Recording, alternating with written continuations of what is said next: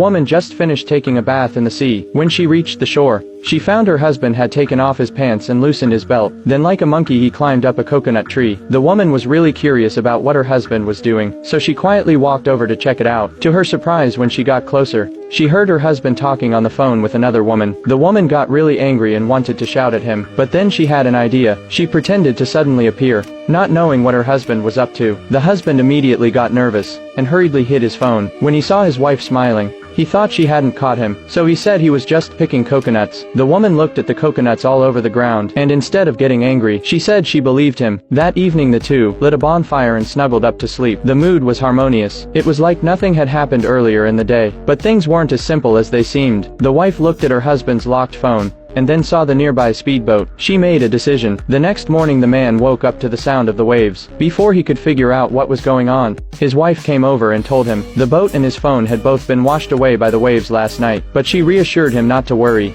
The island wasn't too remote. Soon someone would come to rescue them. The husband, hearing this, was suspicious, so he sat on the beach, pretending to enjoy the view. Seeing that her husband was upset, the wife said she was going to pick some fruit, but instead she walked toward a rocky cave. In reality, the yacht and the phone were never lost. This was all part of the wife's plan. She wanted to trap her husband on this deserted island, so he could never leave her. But what she didn't know was that her husband was quietly watching all of this from a distance.